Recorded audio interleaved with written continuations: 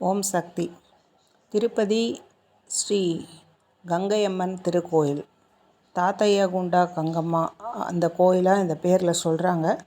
ரொம்ப வருஷத்துக்கு முன்னாடி அவிலாலான்னு ஒரு கிராமத்தில் பாளையக்காரர்களோட தொல்லைகள் தாங்க முடியாமல் பெண்கள் அங்கே ஆதிபராசக்தி அம்மனை வேண்டவும், ஆதிபராசக்தி அந்த அவிலாலான்ற கிராமம் திருப்பதிக்கு கொஞ்சம் பக்கத்தில் இருக்குது, அவதாரம் பண்ணி அந்த அசுரனாக விளங்கின பாளையக்காரனை 7 நாட்கள் விதவிதமான வேஷம் போட்டு அவனை கண்டுபிடிச்சி சம்ஹாரம் பண்ண இடம் தான் இந்த தாத்தையாகுண்டா கங்கம்மா கோயில்.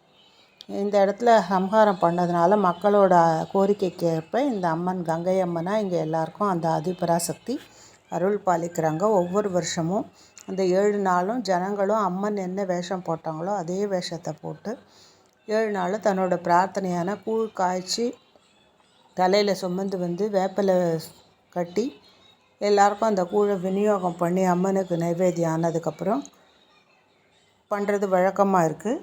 இந்த கோவிலில் இந்த வருஷம் இந்த 7 நாளும் கொண்டாடப்பட்டுருக்கு.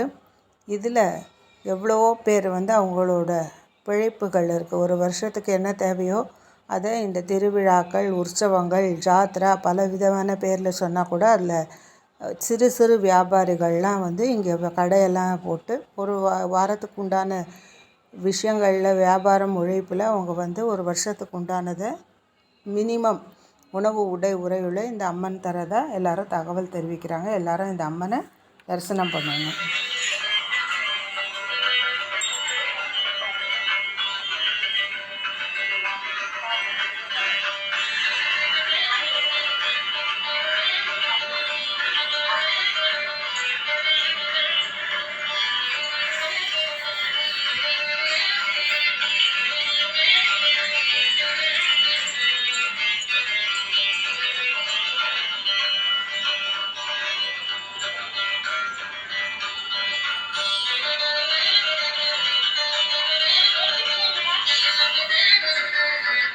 திருப்பதியில் இந்த ஜாத்திரை நடக்கும்போது எல்லாருமே கூழ் கோயிலில் காய்ச்சி விநியோகம் பண்ணுறது வேறு விஷயமா இருந்தாலும் அவங்கவுங்க வீட்டில் அவங்களால முடிஞ்ச அளவுக்கு செய்து கொண்டு காலில் செருப்பு கூட இல்லாமல் இவ்வளோ வெயில்லையும் நடந்து தலையில் அதை சுமந்துன்னு அம்மனுக்கு சமர்ப்பித்து அதுக்கப்புறம் அதை எல்லாருக்கும் விநியோகம் பண்ணுற அந்த தர்ம குணம்ன்றது இன்றைக்கு வரைக்கும் அது இருந்துன்னு தான் இருக்குது.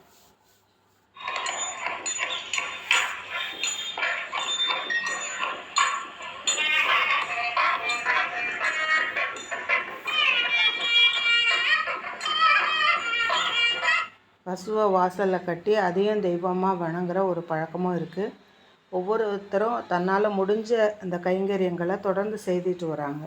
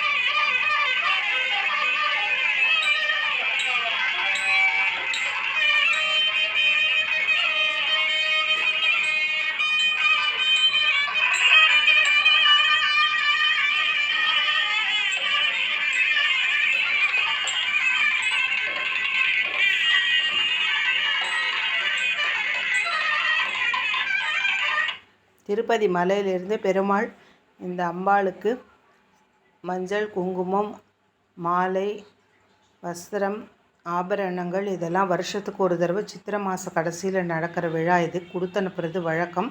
இன்றைக்கு வரைக்கும் அந்த வழக்கம் தொடர்ந்துட்டுருக்கு.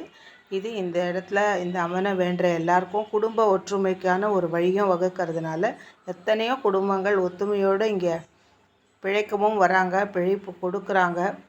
பலவிதமான விஷயங்களில் நல்ல இந்த மாதிரியான ஒரு ஒற்றுமையினால் ஊரே செழிப்பாக இருக்கிறதுக்கான ஒரு காரணமாக அமைஞ்சிருது. எல்லாரும் அந்த உழைப்புக்கு ஒரு வாய்ப்பு கொடுக்கணும். சிறு வியாபாரிகள் எல்லாருக்கும் எல்லாம் எந்த விதமான சின்ன பொருள் எதுனாலும் 20 ரூபா 100 ரூபாய்க்குள்ளே இருக்கிற மாதிரி விஷயங்கள் தான் இருக்கும். ரொம்ப உபயோகமான விஷயமா இருக்குது.